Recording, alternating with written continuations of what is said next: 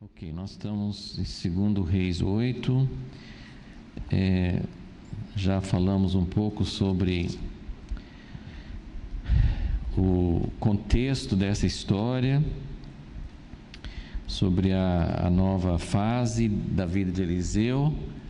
Falamos sobre a cronologia também, para entender como tudo isso, em que momento, em que tipo de situação isso estava acontecendo. Mas agora vamos, já tocamos em vários aspectos também dessa história entre Eliseu e Azael. Azael é um servo do rei da Síria, Ben-Hadad. Mas agora vamos tocar um pouco mais, indo mais assim dentro da história em si. Então começa no versículo 7, 2 Reis 8, 7, que Eliseu foi a Damasco e Ben-Hadad, que estava doente, ele ficou sabendo que o homem de Deus, interessante, né? A gente não sabe exatamente como que eles falavam, mas pelo jeito aqui no versículo 7, anunciaram ao rei que o homem de Deus chegou aqui. Então, Ben-Hadad não era uma pessoa que de repente queria toda a vontade de Deus. Ele queria saber se ele ia sarar ou não, mas eles já reconheciam. Então, uma das coisas que a gente percebe aqui é que Eliseu, o ministério de Eliseu, a presença de Deus estava tão forte, mesmo no momento de Israel, em que o povo em geral não estava sendo fiel a Deus, mas Deus estava se tornando conhecido dentro de Israel e fora de Israel. Então, isso é algo que sempre inspira bastante gente pensar que Deus quer ser conhecido. Comparando hoje, Israel faria um paralelo com a igreja. Então Deus quer ser conhecido dentro da igreja, mas Ele também quer ser conhecido fora da igreja. Então, até na Síria, que eles tinham outros deuses, outras formas de religião, mas eles estavam reconhecendo que o Deus de Israel era mais forte, ou era o poderoso, ou era aquele que sabia.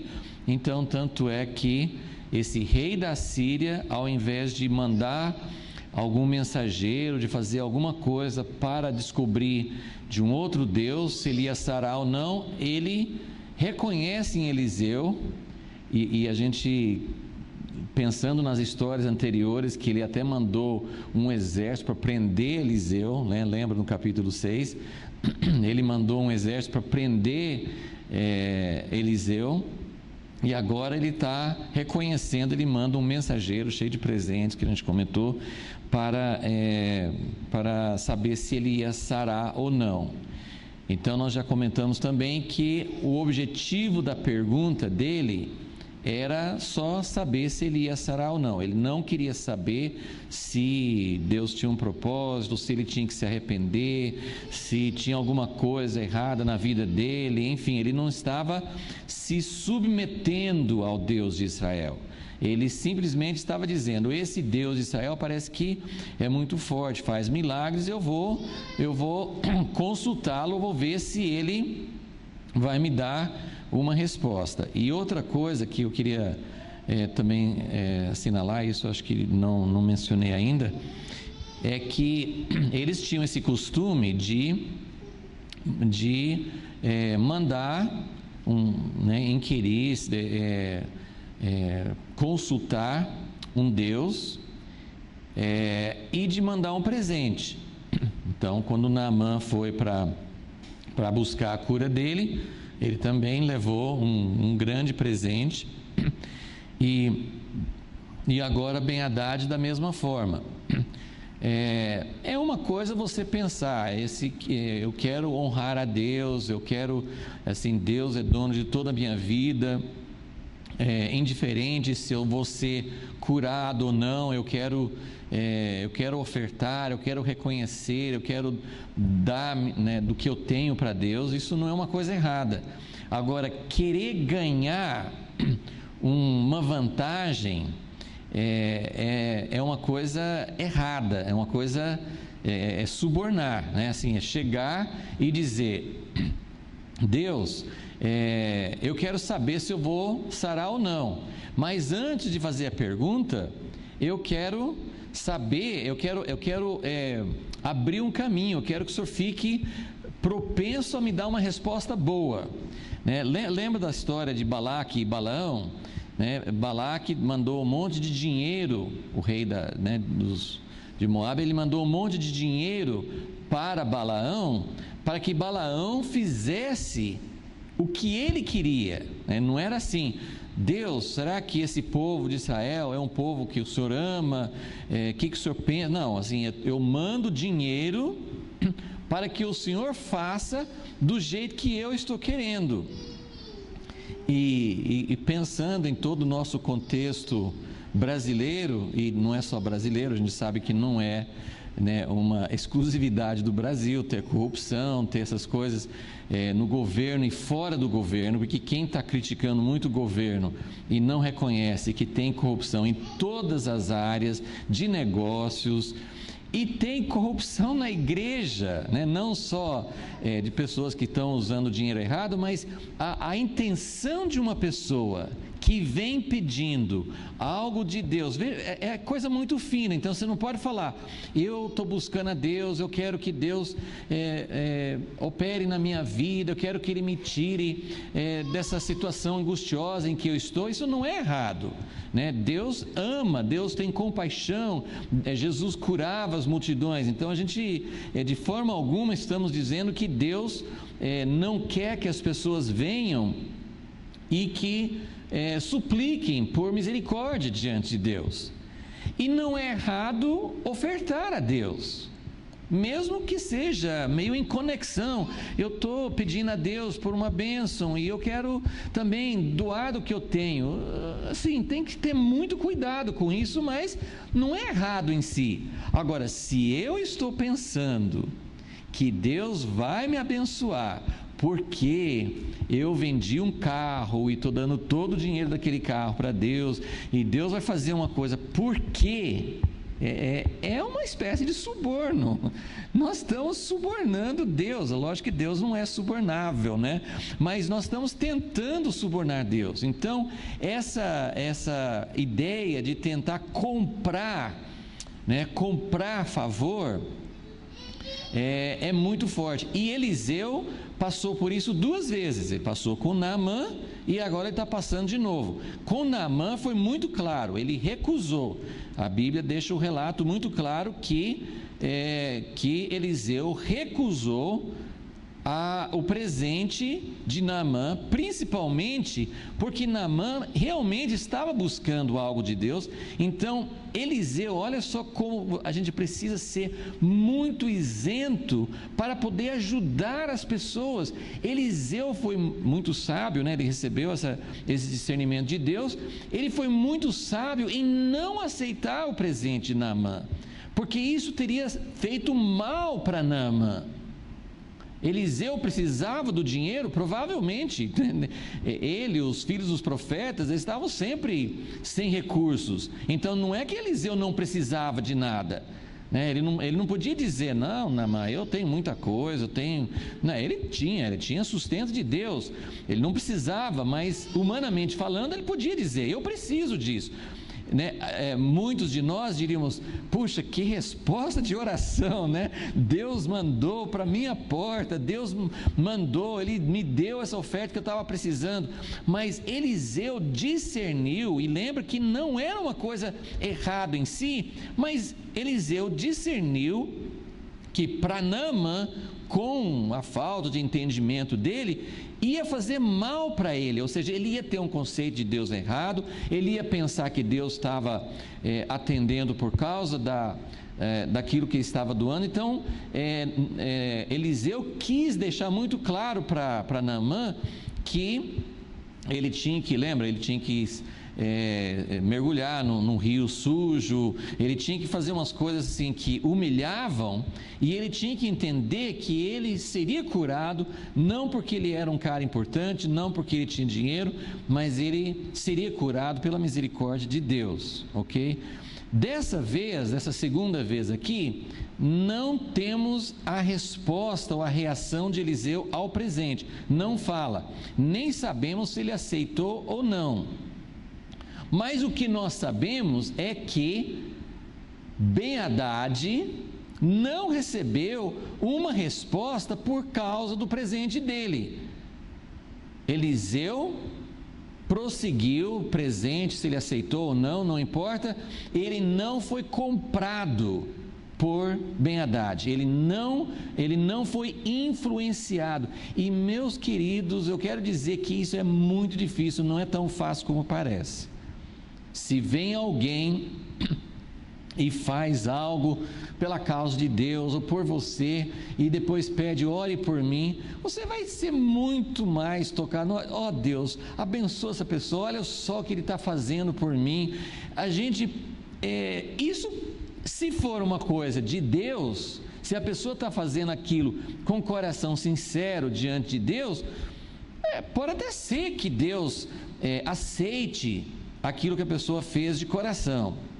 Porém, não é por isso que Deus vai dar favor. Então, a gente precisa entender isso na nossa própria vida, quando a gente oferta para Deus, quando a gente não precisa nem ser dinheiro, quando a gente sacrifica, quando a gente obedece a Deus. Isso não nos torna mais candidatos para Deus operar. Deus opera de acordo com o plano dele, pela sabedoria dele, e nesse caso Eliseu então ele não foi influenciado, ele não fez como Balaão. Lembra o que Balaão fez? Assim, ó Deus, por favor, deixa eu ir, assim, mais ou menos a ideia dele era, por favor, amaldiçoa esse povo, porque olha só o que eu estou ganhando com isso, né? E Deus foi muito duro com ele, né? Ele só deixou ele ir, tal, tem toda a história lá, mas ele foi influenciado pela oferta, pelo presente que o rei deu para ele. Então, eu só queria fazer essa observação, que Ben-Hadad não ganhou uma vantagem, não ganhou uma palavra favorável, não ganhou uma resposta boa por causa do que do presente que ele deu para Eliseu. Então, por um lado, a fama de Deus está indo para fora de Israel. O rei da Síria sabe que Eliseu é um homem de Deus, né? O nome dele, né? mais importante do que o nome dele, ele não sabia como é que ele chamava, mas sabia que ele era o homem de Deus. Então a fama de Deus está indo para fora de Israel, porém não era, nesse caso, não era uma conversão, não era uma pessoa que estava se sujeitando a Deus, ele só queria saber se ele ia sarar ou não. Aí vem, então, versículo 8, ele manda o presente, ele pede a Azael para dizer, teu filho. Isso era uma coisa importante, ele estava reconhecendo, isso também é muito sugestivo, muito significativo, porque o rei da Síria está reconhecendo em Eliseu não só que Deus, o Deus dele é superior, mas ele está reconhecendo em Eliseu uma pessoa superior a ele. O rei da Síria fala, teu filho manda te perguntar, né? O filho era o que as pessoas reconheciam no profeta, um líder, um pai espiritual, então eles usavam essa expressão, né? Filho. Então o próprio rei da Síria está usando essa expressão. Isso está no versículo 9. Ok, então teu filho Ben-Hadad, rei da Síria, me enviou a ti para perguntar, sararei eu desta doença? Ok, essa história, caso você não tenha pensado muito, sim, essa história tem pelo menos duas coisas bem complexas, difíceis de entender. Deus é tremendo, ele coloca coisas, ele deixa fatos e situações, ele deixa sem explicação. Porque, olha, assim, se você não pensou muito sobre isso, eu vou ajudar você a pensar agora. Versículo 10.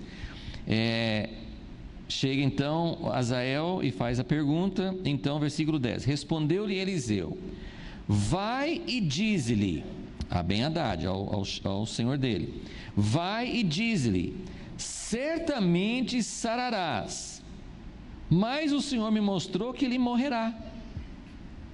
Legal, né? Esse é legal, essa é um prato cheio para quem quer dizer, olha só, Deus mandou mentir. Ou, aí você começa a ler comentários, tem uns que falam assim, não, Deus não mandou mentir, isso aqui foi erro do profeta Eliseu que não devia ter falado isso. Não acho que está tão claro isso. Então, é uma resposta bem enigmática, bem difícil da gente entender. A pergunta é: eu vou sarar? Aí ele fala: vai e fala com ele que você vai sarar. Só que ele não vai sarar, ele vai morrer.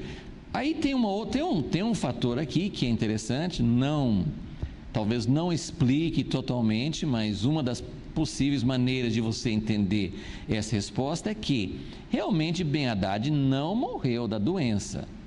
Ele não morreu da doença.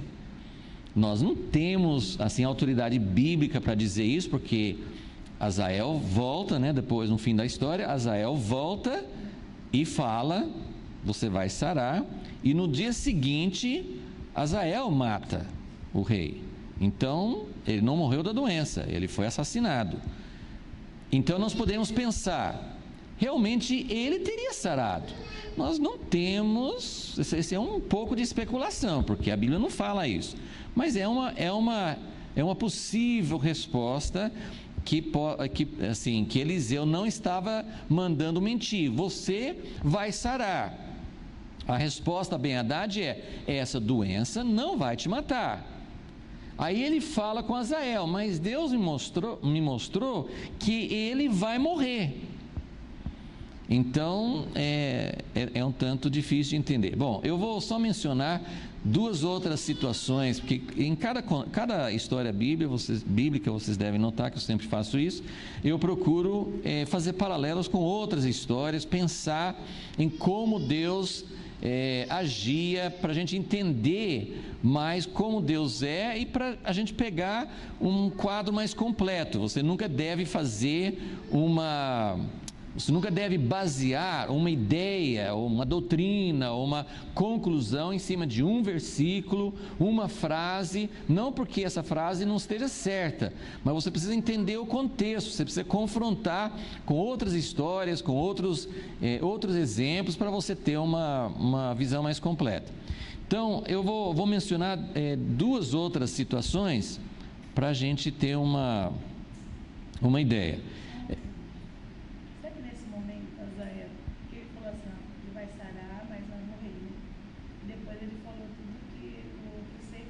Uhum. Será que ele não entendeu que naquela mente dele, que ele não era uma pessoa boa, né?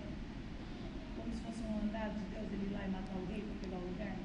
Então, nós vamos entrar um pouco mais nessa parte daqui um pouquinho, né? Mas primeiro só queria pensar nessa resposta de Eliseu.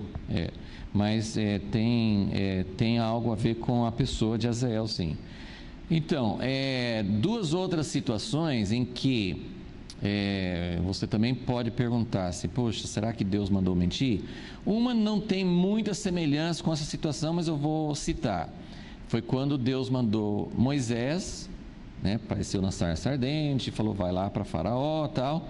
Deus falou, que aqui a gente não sabe, talvez se Deus mandou Eliseu falar: você vai sarar, mas eu estou vendo que você não vai, você vai morrer, você pode fazer esse argumento assim: não, Deus não mandou Eliseu falar isso, mas eu não iria por esse caminho. Mas tem a outra história que é mais difícil, que quando Deus fala com Moisés: vai e fala com o Faraó. deixa meu povo ir por 3 dias para o deserto para celebrar uma festa para mim. A intenção de Deus não era que o povo fosse por 3 dias, a intenção de Deus era que o povo saísse definitivamente do Egito. Então é um outro exemplo em que, puxa, será que Deus estava mandando mentir? Então eu estou levantando essas questões e a gente não tem respostas plenas. A gente deve sempre partir da premissa de que Deus é justo e Deus faz o que é certo. Se você não tem esse fundamento, como muita gente que critica a Bíblia, você vai entender as coisas de uma outra forma. E Romanos 9 tem uma chave muito importante para nós, que mostra assim, que a única maneira da gente realmente saber quem Deus é da gente, antes de ter as explicações, antes da gente poder saber alguma coisa, e algumas coisas acho que nós não vamos saber do lado de cá, da eternidade, do reino permanente de Deus, mas se nós temos chance de saber alguma coisa, é somente na base de um barro que diz: o oleiro tem direito de fazer comigo o que ele quer. Se eu não partir dessa base, aí que eu não vou realmente entender Deus. Então, eu sei que se você estiver argumentando com um cético, um ateu, uma pessoa que não acredita, essa resposta não vai satisfazer, lógico. Assim, você tem que aceitar que Deus é justo. Mas por que eu vou aceitar? Eu não acredito, isso aqui, esse Deus da Bíblia é assim, assim, assim. Então, isso aí em si não vai satisfazer.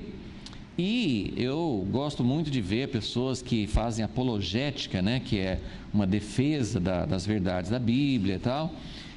Mas no final das contas, eu acho maravilhoso, tem pessoas super inteligentes que fazem uma apologética muito boa, né? Tem uma pessoa da atualidade, né, que tem alguns livros em português, que chama William Lane Craig. Tem alguns livros assim, apologética, questões difíceis.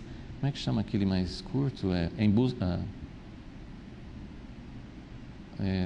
Eu não lembro do título do outro livro dele, mas ele faz umas defesas muito boas, faz debates, você pode ver no YouTube. Ele pega aqueles ateus mais famosos, né, Dawkins e vários outros assim, que são ateus muito fortes, que tem ateu que é ateu para si mesmo, não acredita assim, não, mas tem alguns ateus hoje que são assim, eles fazem questão de evangelizar, entre aspas, né? Eles fazem questão assim é uma campanha para eles, assim, eles têm que mostrar às pessoas, eles estão libertando. Eu vi isso numa palestra. Eu vou libertar as pessoas dessas superstições, dessas ideias erradas. As pessoas vão ter uma vida melhor depois disso. Então são pessoas que estão realmente, eles têm uma missão na vida, né? E esse Craig, né, ele pega essas pessoas, faz debates com eles. No final das contas, assim, nós que cremos nas verdades da Bíblia, a gente torce pelo Craig, a gente vibra com os argumentos que ele dá, mas em geral as pessoas não ficam convencidas, porque realmente o convencimento, a convicção da verdade vem por outro caminho, né? E é isso que eu falei, é humilhando-se diante de Deus, é aceitando Deus como Ele é. Então isso é só um parênteses para a gente pensar sobre isso. Mas no caso, voltando ao caso de Moisés falando com Faraó, tem coisas que eu não sei explicar, mas uma das coisas que eu observo nessa história de Moisés com Faraó é que Faraó não estava sendo enganado. Ele sabia muito bem que não eram 3 dias. Então, uma das maneiras de você olhar aquela história seria uma forma menos agressiva de Moisés chegar diante de Faraó. Faraó, nós queremos sair por 3 dias. Mas Moisés sabia e Faraó sabia que não é tanto, é que Faraó ficava sempre falando: então vai, eu deixo ir. Depois de algumas pragas, né? Ele falava, primeiro ele falou que não podia, depois de algumas pragas que ele ficava meio assustado, ele falou assim: vocês podem ir, mas só os homens. Não, a gente precisa ir todo mundo. É como duas pessoas que estão conversando, os dois sabem o que é a questão real sendo debatido, mas eles ficam fazendo rodeios e falando em termos mais bonitos e tal. Então isso é um dos exemplos que a gente tem na Bíblia, que se alguém for perguntar: será que Deus mandou mentir?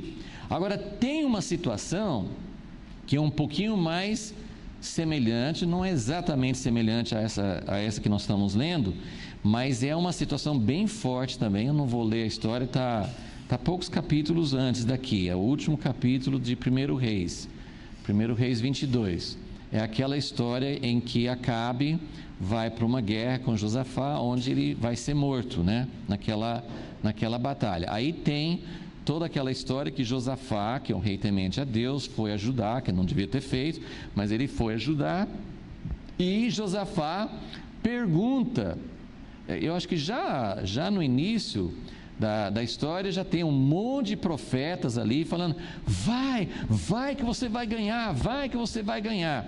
Aí Josafá fica meio desconfiado, esses profetas não são profetas de Deus, e ele pergunta para Acabe: não tem algum profeta de Deus que a gente possa consultar? E aí Acabe fala: tem um que só fala mal de mim. Será por quê, né? Tem um que só fala mal de mim, inclusive ele está na prisão porque falou mal de mim. Aí eles vão buscar Micaías, né, esse outro profeta, e Micaías chega e primeiro ele fala, essa história é cheia de coisas que a gente dá risada, né? Porque ele chama Micaías vai, no caminho o mensageiro fala assim: cuidado, melhor você falar o que o rei quer ouvir, porque todo mundo está falando que vai dar certo, que pode ir, que vai ter a vitória. Aí Micaías fala: não, eu só vou falar o que Deus mandar. Só que ele chega lá e fala: vai, Acabe, vai que você vai ganhar. Eu não sei se ele falou em tom de ironia, que o próprio rei fala assim: Micaías, eu já falei com você, é para você falar só o que é certo mesmo. O que Acabe quer, né? Fala bem, ele não quer. Aí fala mal, fala assim: tá vendo, ele só fala mal de mim. Mas o que eu queria contar dessa história é que aí, quando Acabe fala o que é verdade, eu quero ouvir a verdade, aí Micaías fala assim: tá bom, eu vou contar a verdade agora. Deus me mostrou uma visão. Agora, essa visão é que vai nos dar um pouco de problema sobre Deus. Na visão, Deus reúne todos os demônios. Ele faz uma reunião com os demônios, mais ou menos como a reunião que ele fez com Jó, né, Satanás, no livro de Jó. Ele faz uma reunião, parece que pode ter anjos, mas tinha demônios também. E aí ele falou assim: quem que vai conseguir? Essa história é cheia de implicações, coisa que faz a cabeça da gente. Deus não vira o coração do homem, Deus não é soberano, ele não consegue fazer o que ele quer com o homem? É uma pergunta séria, e não é tão fácil como algumas linhas teológicas querem acreditar. Não, Deus faz tudo o que ele quer, do jeito que ele quer. O homem é simplesmente uma fantoche na mão de Deus. Não é assim. É bem mais misterioso. Deus está perguntando, Deus faz uma reunião para perguntar quem vai conseguir fazer Acabe ir para a guerra, porque isso Deus estava querendo que ele fosse para ser morto, porque era um julgamento da parte de Deus sobre a vida de Acabe. Mas ele quer fazer uma estratégia. Quem que vai conseguir fazer Acabe ir para a guerra? Ele precisa ir para a guerra, porque lá ele vai morrer. Aí um fala uma coisa, outro fala outra coisa. Aí um fala assim: eu vou ser um espírito mentiroso na boca de todos os profetas. Aí Deus falou assim: você vai conseguir. Gente, você quer uma coisa para dar nó na cabeça, é Deus falar: faça os profetas mentir porque aí você vai conseguir que Acabe vá. E Acabe escuta toda essa história e vai assim mesmo. E Josafá, que é o homem temente a Deus, também, ele queria que consultasse, mas ele também vai assim mesmo. A história é cheia de contradições, mas a ideia principal que eu quero mostrar aqui é que Deus permite mentiras. Agora sim, você quer um versículo para explicar isso? Nós temos um versículo muito bom no Novo Testamento. Alguém quer tentar lembrar? Tem um texto muito bom no Novo Testamento que mostra por que, você pode dizer, isso é incoerente. Deus não poderia incentivar a mentira, Deus não poderia deixar que Acabe fosse enganado, mas na verdade, na história, Deus foi misericordioso para Acabe, até por causa de Josafá, né, que estava junto, que queria realmente ouvir, porque se fosse por Acabe, ele nem teria chamado Micaías. Mas por causa de Josafá, no fim, Acabe teve uma advertência, ele pôde saber, mas ele até acreditou. Ele fez Josafá ir com a roupa real e ele foi disfarçado. Então ele até acreditou, mas ele achou que ele podia enganar Deus. Deus vai fazer com que eu morra, mas tá bom, eu vou enganar Deus, eu não vou vestido de rei, eu vou disfarçado. Um homem atirou por acaso, e ele morreu. Então Deus é impressionante como a gente pensa que pode comprar Deus, como a gente pensa que pode fazer Deus. Deus pode mudar de ideia, mas não dessas formas que a gente coloca assim, através de dinheiro, através de outros meios humanos, E também Deus não pode ser enganado por Acabe. Então vamos lá, 2 Tessalonicenses, nós vamos ver como funciona essa questão de Deus permitir que se use a mentira. E nós vamos entender como Deus pode fazer isso e ainda ser santo, não se contaminar com nenhuma coisa errada através dessas coisas. 2 Tessalonicenses, capítulo 2. Vamos começar no versículo 7. 2 Tessalonicenses 2:7. E isso aqui está falando sobre o fim dos tempos, está falando sobre tribulação, sobre o anticristo, sobre coisas do fim. Então fala assim: pois já o mistério da injustiça ou da iniquidade opera, somente há um que agora o detém, até que seja afastado. E então será revelado o iníquo, muitas vezes chamado assim, o homem do pecado, seria o anticristo. Então será revelado o iníquo, a quem o Senhor desfará pelo sopro da sua boca e aniquilará pelo esplendor da sua vinda. Então nós sabemos que no fim o anticristo, com todo o seu poder, vai ser desfeito pela vinda de Jesus, pelo juízo de Deus. Porém, antes dele ser destruído, aí no versículo 8 fala, versículo 9: a vinda desse iníquo é segundo a eficácia de Satanás, com todo o poder e sinais e prodígios da mentira. Então isso não é novidade para nós. Satanás tem poder sobrenatural, Satanás é o pai das mentiras, então Satanás atua até com sobrenatural para enganar. Porém tem um problema: acima de Satanás está o Senhor Deus.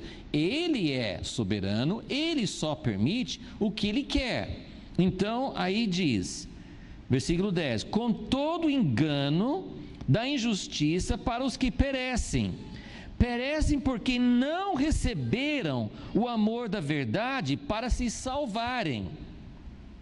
Por isso, versículo 11, aqui nós temos a explicação. Por isso, Deus lhes envia a operação do erro ou da mentira, para que creiam na mentira e para que sejam julgados todos os que não creram na verdade, antes tiveram prazer na iniquidade.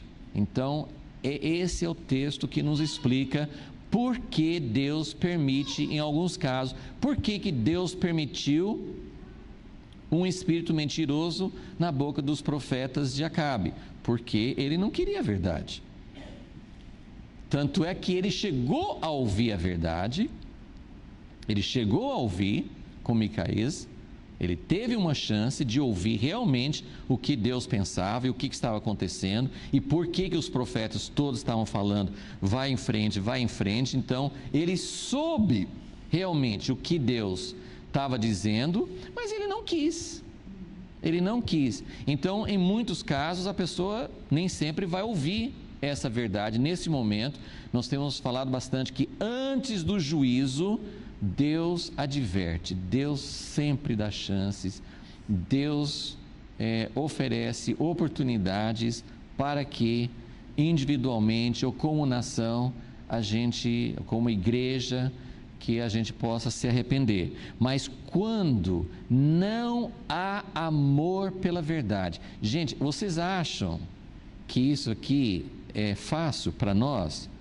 Assim, nós somos o povo de Deus, nós amamos a Deus, então claro que a gente ama a verdade, claro que a gente quer ouvir a verdade, não é sempre, a verdade dói. Então muitas vezes nós temos, assim como a gente tem uma proteção, uma reação, vamos dizer assim, até uma coisa inconsciente, né? Assim, você tem uma reação de se proteger da dor, não é? Assim, sem perceber, você tem uma defesa, você tem uma reação contra a dor, nós também temos uma reação contra a verdade. Nós muitas vezes não queremos ouvir a verdade. Na Bíblia, nós podemos procurar passagens e argumentos e coisas que reforcem a nossa opinião. Então,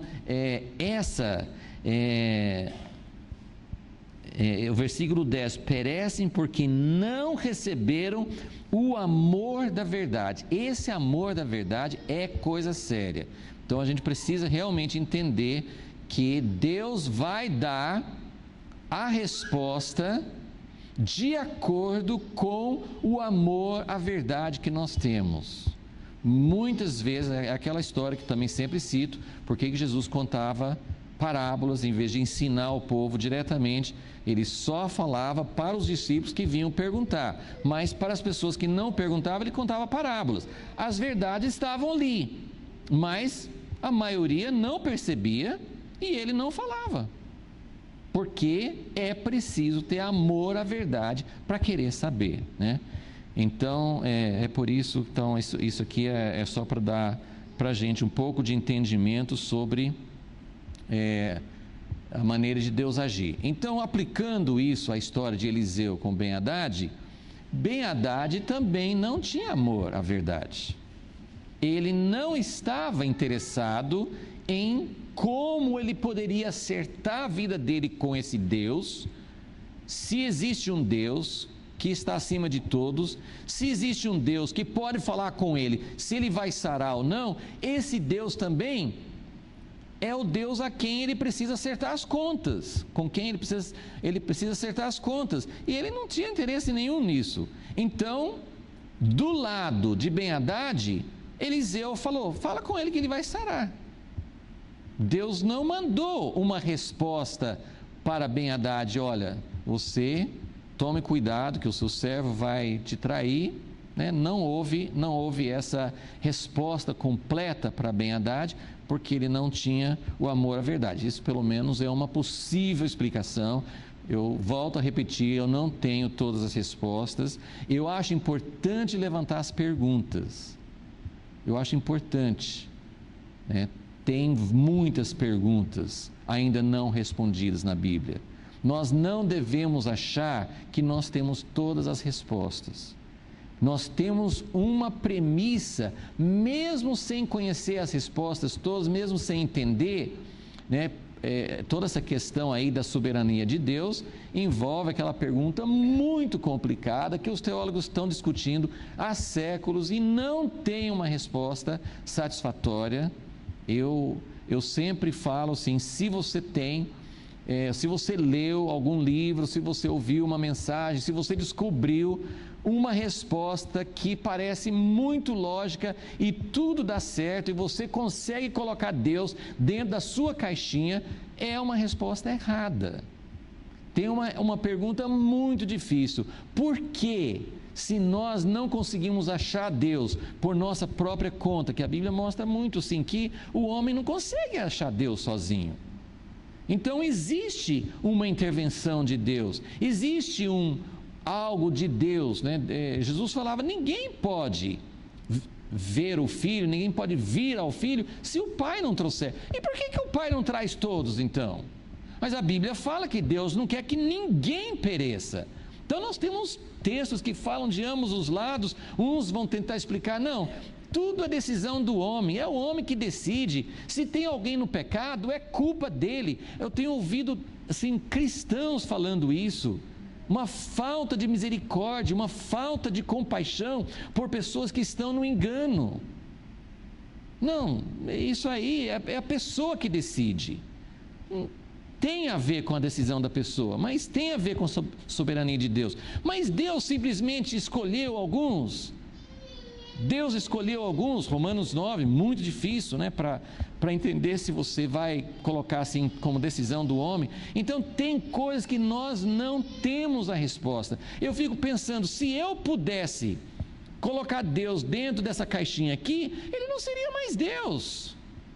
Claro que tem coisas de Deus que eu não consigo entender. Na eternidade, com certeza Deus vai se revelando, mas a eternidade nunca acaba e nunca vai ter coisas que a gente ainda sabe, sempre vai ter coisas que a gente não descobriu ainda, que Deus vai sempre revelando mais. Então Deus não os mistérios de Deus, da decisão de Deus, não são explicáveis por toda a nossa lógica. Mas claro que Deus nos deu mentes, nós devemos inquirir, devemos examinar essas perguntas, devemos perguntar com temor e com reverência diante de Deus. Deus, o que o Senhor está fazendo aqui? O Senhor está mandando mentir para Ben-Hadad? Então, a pergunta é válida. A resposta a gente não tem completa, mas são alguns subsídios que podem nos ajudar, ok? Então, essa questão. Agora, dentro um outro princípio bíblico que eu gosto sempre de mostrar, você vai ler uma história como essa. Tem várias coisas, eu faço um monte de parênteses aqui com vocês. Vamos falar sobre esse aspecto, a gente fala uma aula toda sobre um dos aspectos, mas no final das contas, quando a gente lê uma história bíblica, a gente tem que pensar o que essa história está fazendo na Bíblia e por quê, qual o objetivo principal de Deus, o que Ele quer nos ensinar. Então, essa pergunta, esse parênteses que eu fiz agora, não é o propósito principal dessa história. Eu acho válido fazer a pergunta, mas a história aqui não é para nos ensinar por que Deus pode falar como Ele fala. Isso não é o objetivo principal. O objetivo dessa história, como já mostrei, é mostrar que Eliseu está fazendo algo que Deus tinha dado ordem para Elias, né, entre 10 e 15 anos antes dessa ocasião. Por que Deus esperou? A gente falou sobre isso. Deus esperou esse tempo que Ele estava dando chance. Uma coisa que é bom lembrar, sabe aquela história de Acabe com Nabote? Naquela vinha que ele mandou matar Nabote para conseguir pegar a vinha dele. No final, quando Elias chama a atenção de Acabe, fala do juízo de Deus sobre ele, Acabe não foi uma coisa completa, mas ele se humilhou e houve um princípio de arrependimento. E quando Deus viu que Acabe estava amolecendo pelo menos um pouco, Deus falou com Elias: está vendo como ele está diferente? Pois não vai acontecer na vida dele. o juízo que eu falei não vai acontecer, vai acontecer depois no filho, como está acontecendo aqui. Então, essa é uma das razões por que Deus esperou, porque Acabe se arrependeu. Olha como Deus pode mudar por causa da nossa reação. Então é muito, muito interessante a gente ver, além de todas as oportunidades que Deus estava dando, vez após vez, para que o povo se arrependesse. Mas a história aqui é para mostrar Eliseu cumprindo o que Deus tinha dado a ordem para Elias, lá no Monte Sinai. E esse acontecimento aqui vai mudar histórias, vai mudar a história. Ben-Hadad já atacava Israel, mas Hazael vai ser muito mais agressivo, muito mais cruel, muito mais eficiente. Ele vai ser um instrumento de Deus no sentido negativo, assim como Nabucodonosor foi um instrumento de Deus. E nessa ocasião aqui, nessa história, que Ben-Hadad vai perguntar manda perguntar se ele vai sarar, Eliseu olha para Hazael e ele fala: vai falar com ele que ele vai sarar, mas o Senhor mostrou para mim que ele vai morrer.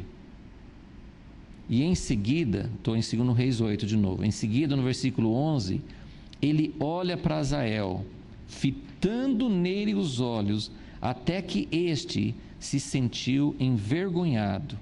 Então o homem de Deus chorou.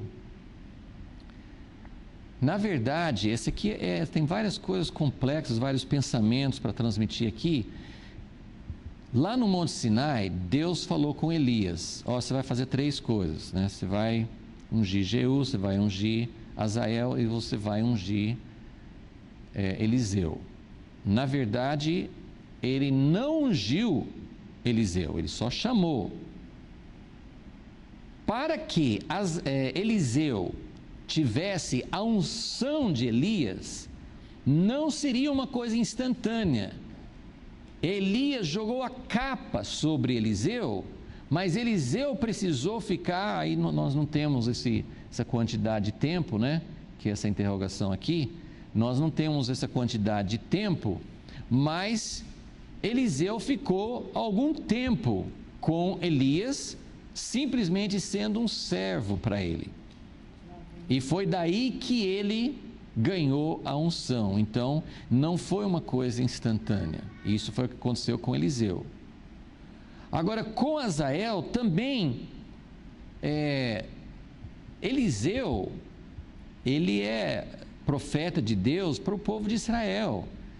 Ele não tem a incumbência de chegar lá e ungir Hazael como rei da Síria. Mas ele está falando aqui, ele está falando com Hazael. Hazael não é um homem que vai: puxa, Deus está me chamando para ser o próximo rei da Síria. Ele não é uma pessoa que vai, ele não é temente a Deus, ele não vai servir a Deus, simplesmente Deus está colocando alguém sobre a Síria, inclusive alguém que vai fazer muito mal para Israel. Por isso Eliseu chorou. E era como se naquele momento, essas coisas a gente não tem descrito, mas eu acho que a gente pode fazer um pouquinho de imaginação aqui, né? A Bíblia não fala se Eliseu recebeu de Elias falou assim: Eliseu, Deus me deu 2 incumbências que eu não fiz ainda, vou deixar com você. A gente não sabe se ele falou. Eliseu não estava presente no Monte Sinai, nem tinha sido chamado ainda. Então, como que Eliseu sabia? Elias falou para ele? Não sabemos. Ele vai para Damasco. Quando ele foi para Damasco, ele já sabia o que iria fazer lá? Não sei. O que transparece nessa história é que chega Hazael, traz o presente, e naquele momento, pode ter sido antes, mas pode ter sido naquele momento, Eliseu olha para Hazael, né? Eliseu Azael perguntou, meu senhor vai sarar? Aí ele fala assim, ele fala com ele que ele vai sarar, mas eu estou vendo que ele vai morrer. E em seguida, logo que ele fala, eu estou vendo que ele vai morrer, o raio laser dos olhos de Deus, através de Eliseu, olham para dentro de Azael. E parece que Eliseu está tendo uma visão ali mesmo. Por isso que ele fica parado, olhando. Não é uma coisa... A impressão que eu tenho, estou falando da minha impressão. A impressão que eu tenho é que Eliseu está olhando para Azael e naquele momento, não é uma coisa que... Não parece ser uma coisa que ele já sabia antes. Parece que naquele momento, ele olha para Azael e vê o que Azael vai fazer. As coisas terríveis que ele vai fazer. Gente, isso faz a gente pensar muito. Eu estou pensando muito sobre a situação no mundo hoje. A Bíblia fala, em Daniel, lá com Daniel, ele fala assim, Deus coloca reis, ele tira reis. No Novo Testamento manda orar pelos governantes, porque todo governante foi colocado ali por Deus. Então tem muita coisa que a gente tem que pensar muito sobre a situação e o que Deus quer de nós, qual é o testemunho. Aqui, Eliseu, ele teve que fazer algo terrível, ele teve que falar com Azael, e ele falou de um jeito que se Azael já tinha essa intenção, será que Azael já estava planejando, será que Azael já queria tomar o trono? Não sei, essas coisas a gente não sabe. Mas claramente a partir desse momento, porque ele voltou, no dia seguinte ele já fez. Então alguma coisa, Deus fez uma intervenção, Deus mexeu com a história da Síria, porque fazia parte do plano dele, fazia parte do juízo. Deus estava esperando, depois que Deus falou com Elias, Deus esperou. Não é na hora que Elias queria já que desse fim aquilo que estava errado. Então, irmãos, eu não estou propondo nada, não estou dizendo o que Deus vai fazer no Brasil, nos Estados Unidos, no Oriente Médio. Essa semana tem eleições importantes em Israel. Netanyahu pode ser reeleito, pode não ser. Então tem muitas coisas que a gente pensa, e claro que Deus tem a mão em tudo, mas claro que nem tudo que acontece parece ser do jeito que Deus queria. Você vai falar, Deus queria que Azael chegasse ao trono? Sim, pela história Deus queria, ele falou com Elias. Mas ao mesmo tempo, Eliseu, ele olha para Azael e ele chora. Então, isso é muito importante, já mencionei isso. A igreja, claro que isso vai ter pessoas, vai ter ministérios, mas a igreja de maneira geral, a igreja é chamada para representar Deus na terra. A igreja tem que ser um testemunho. O que é testemunho? Testemunho é falar de algo que as pessoas não estão vendo. As pessoas falam de Deus, as pessoas no nosso mundo, as pessoas na igreja falam de Deus, mas não conhecem Deus. E a gente também não conhece, muito pouco. Tanto é que nas situações que eu vejo, ao meu ver, eu acho que tem muita coisa acontecendo hoje que realmente é calamitosa. Vamos pensar da nossa realidade. Tem muita coisa errada. Tem muita coisa que Deus deve estar muito bravo. Tem coisas que Deus quer julgar, mas Deus esperou tanto tempo lá. Ele não tirou Acabe quando Elias pensou. Ele não tirou Jezabel, está aqui ainda. Acabe, nessa história aqui, Acabe já morreu, mas Jezabel está viva ainda. E ela que foi a pessoa que foi mais causa, do que estava acontecendo em Israel.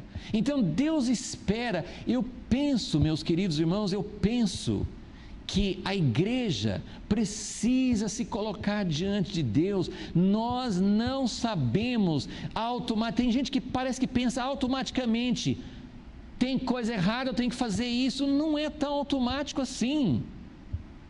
O único padrão, o único exemplo que a gente tem no Novo Testamento de como a igreja encarava governo, que era um governo de Roma que perseguia os cristãos, nós não temos uma menção no Novo Testamento que é para a gente trabalhar contra o governo, nem para orar contra o governo. Jesus falou na frente de Pilatos: meus servos não defendem o reino deste mundo, por isso nós não vamos pegar em espada, nós não vamos lutar contra o governo de Roma, ou nem contra o governo corrupto de Israel, nós não vamos lutar contra. Então, não são respostas fáceis. Eu não estou falando que o cristão hoje não deve se pronunciar, não deve se posicionar. Eu estou falando que a coisa é mais sutil, é mais profundo. Precisa saber. É preciso saber, nós precisamos saber o que Deus está pronunciando. Nós sabemos o que Deus está pronunciando? Nós sabemos, e se soubermos, em linhas gerais, nós sabemos que a maldade será julgada por Deus. Isso nós sabemos. A maldade, a corrupção, a mentira, a exploração do poder, a opressão do pobre, essas coisas serão julgadas por Deus. Mas nós sabemos como, qual é a posição da igreja. Irmãos, eu estou falando outra vez sobre perguntas que não têm uma resposta simples. Não tem uma resposta em todas as situações, quando tem assim, a igreja. Não, Eliseu tinha momento que ele ajudava o rei corrupto, idólatra de Israel. Tem lideranças erradas na igreja. Como é que a gente trabalha? Como é que a gente lida com liderança? A gente pode falar: essa liderança não está fazendo a vontade de Deus. Tem muitos aqui na Bíblia, e Deus não tirava na hora. E Jeremias não se colocou, em outra época, Jeremias não se colocou contra, ele ficou junto. Então tem muitas coisas complexas para a gente entender sobre como a igreja deve agir. Mas uma coisa, irmãos, eu quero terminar mais ou menos com essa ideia. Nós vamos ler rapidinho 3 textos sobre Jesus no Novo Testamento.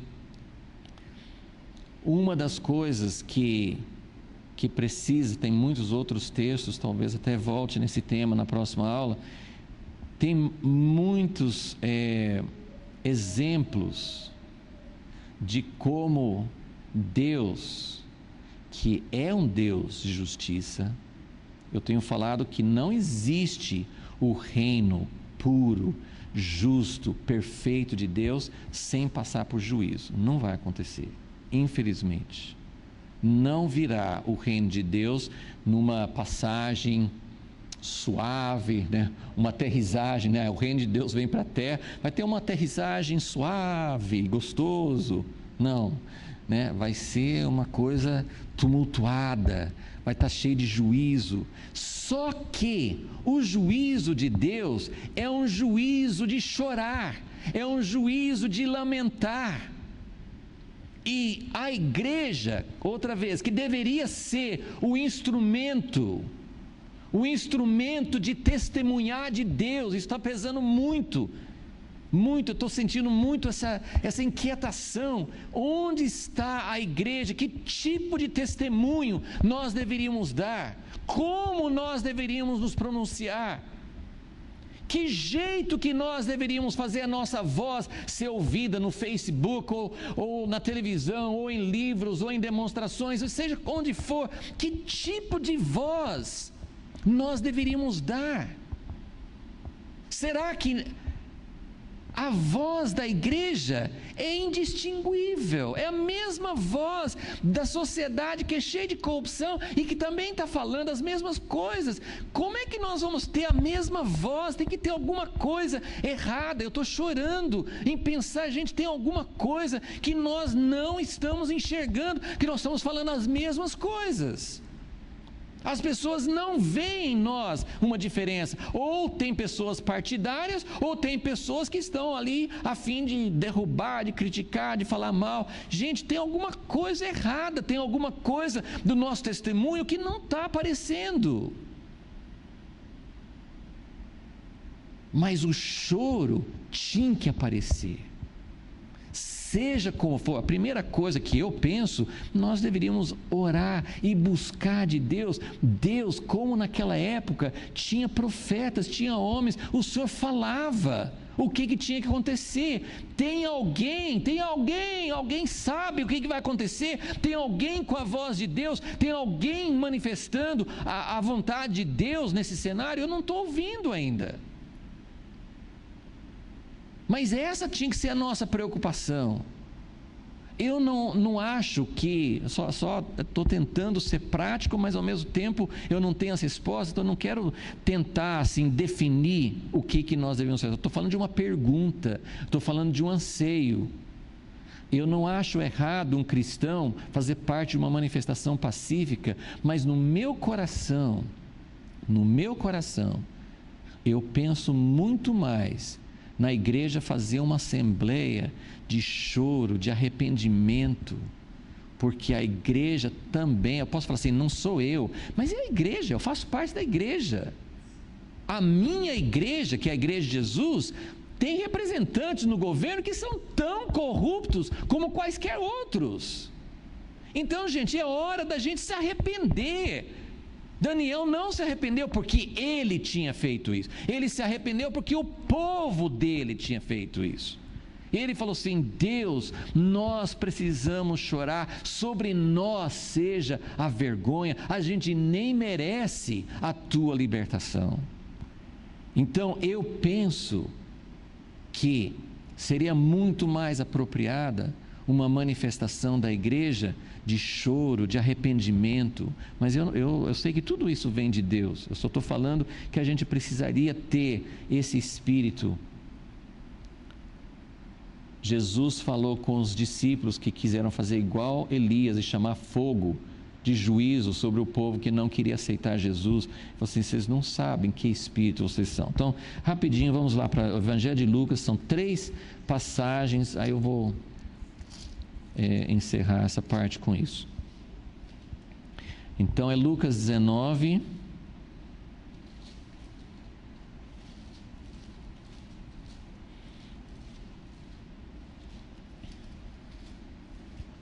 Lucas 19, versículo 41.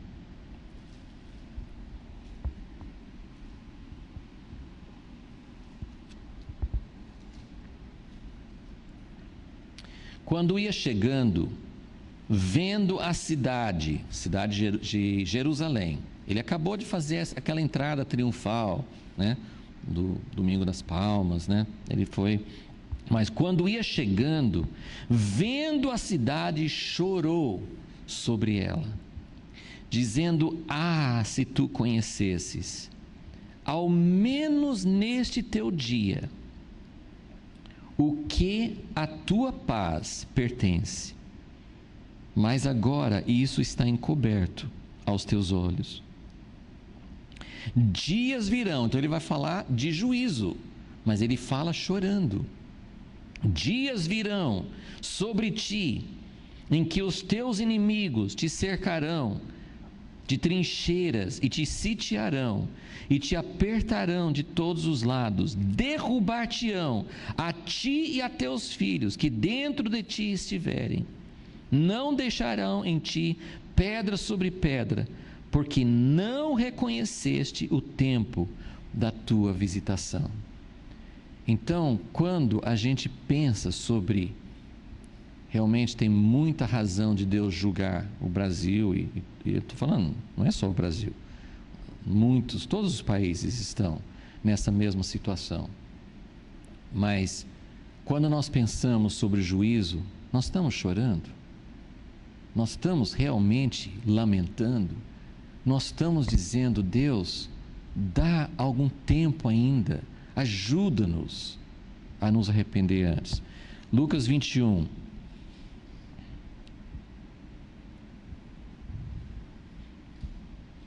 (21, 20) quando virdes Jerusalém cercado de exércitos, sabereis que é chegada a sua desolação. Então os que estiverem na Judéia, fujam para os montes, e os que estiverem no meio da cidade, saiam, e os que estiverem nos campos, não entrem nela. Pois dias de vingança são estes, para se cumpram todas as coisas que estão escritas. Mas ai das grávidas, das que criarem naqueles dias, haverá grande aperto na terra, ira sobre este povo, cairão ao fio da espada, para todas as nações serão levados cativos, Jerusalém será pisada pelos gentios, até que os tempos deles se completem. Então, por isso que Jesus estava chorando, porque ele estava vendo tudo isso. E tem mais uma no capítulo 23. Olha só como é o coração de Jesus. Jesus estava sendo levado para a cruz. Lucas 23, versículo 26. Quando o iam levando, constrangeram um certo sirineu chamado Simão, que vinha do campo, puseram-lhe a cruz às costas, para que a levasse após Jesus. Seguia-o grande multidão, também mulheres que batiam no peito e o lamentavam. Olha que demonstração de amor, de carinho por Jesus. Jesus está sendo levado para a cruz e tem uma grande multidão, e com destaque especial as mulheres que lamentavam, que choravam. E aí Jesus tem várias demonstrações que Jesus, ao invés de pensar em si, ele estava pensando nos outros, né? Ele pensou na mãe dele, né? Na cruz, ele pediu perdão a Deus por todos os seus ofensores. Sim, ele estava pensando nos outros. E aqui, versículo 28, porém Jesus, voltando-se para elas, disse: filhas de Jerusalém, não choreis por mim, chorai antes por vós mesmas e por vossos filhos, pois virão dias em que dirão: bem-aventuradas as estéreis, os ventres que não geraram, os peitos que não amamentaram. Então dirão aos montes: caí sobre nós, e aos outeiros cobri-nos, pois se ao madeiro verde fazem isso, que se fará ao seco? Então ele mostrou nessas três passagens o quanto que ele estava sofrendo por Jerusalém. E aí tem todos os textos de Jeremias, tem vários outros, talvez a gente ainda volte nesse tema, mas vamos ficar com esse pensamento e com essa oração. Eu não estou condenando ninguém, eu não estou querendo criar uma polêmica, eu só estou querendo dizer: Deus, nesse dia em que nós vivemos, qual é o papel da igreja? O que a igreja deveria estar fazendo? O que eu deveria fazer? Vamos colocar isso diante de Deus. Não é uma coisa simples. O caminho de Deus é sempre fino, não é assim, muito para um lado, nem muito para o outro, mas é alguma coisa que vem do coração de Deus. Mas Ele quer que nós sejamos um testemunho para Ele, no meio da situação que estamos vivendo. Senhor, nós pedimos, suplicamos, que o Senhor venha ao nosso encontro, possamos te buscar com sinceridade de coração. Ó Deus, tem pessoas no governo hoje, como Azael, que o Senhor permitiu, que o Senhor colocou lá. Eliseu chorou, mas ele tinha que fazer o que o Senhor mandou. Tem pessoas no governo que vão fazer mal para o país, que vão fazer mal para o teu povo. Ó Deus, claro que nós não vamos apoiar, que nós não vamos nos alegrar com isso.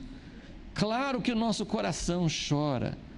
Ó Deus, mas mostra-nos como chorar na Tua presença. Mostra-nos como, ó Deus, como discernir os nossos tempos, o nosso lugar, o nosso papel nesse país, Senhor. Ó Deus, e dá isso para teu povo em outros lugares. Quantos lugares tem governos que estão matando cristãos e não cristãos? Quantos países, quantos governos estão fazendo coisas terríveis, Senhor? Ó Deus, que venha o teu reino, que nossa esperança, ainda que nós tenhamos muitas vezes um papel para denunciar o mal, nós podemos e devemos nos posicionar contra aquilo que é contra a tua ordem, teus mandamentos, tua virtude, tua verdade, Senhor. Mas, ó Deus, guarda-nos de tomar partidos, de achar que alguma solução humana vai melhorar as coisas, porque não vai melhorar. Ó Deus, mostra-nos, Senhor, mostra a tua igreja como ser uma igreja que represente o Senhor. Ó Deus, nós estamos envergonhados do nosso testemunho, Senhor. Ó Deus, ajuda-nos, Senhor. Nós pedimos e clamamos a Ti, Senhor. Ó Deus, traz a Tua verdade para nós. Traz, Senhor, ajuda-nos a Te buscar com intensidade, Senhor, até que o Senhor levante ministérios, vozes. Eu não sei como que vai acontecer, mas nós precisamos ouvir a Tua voz, Senhor.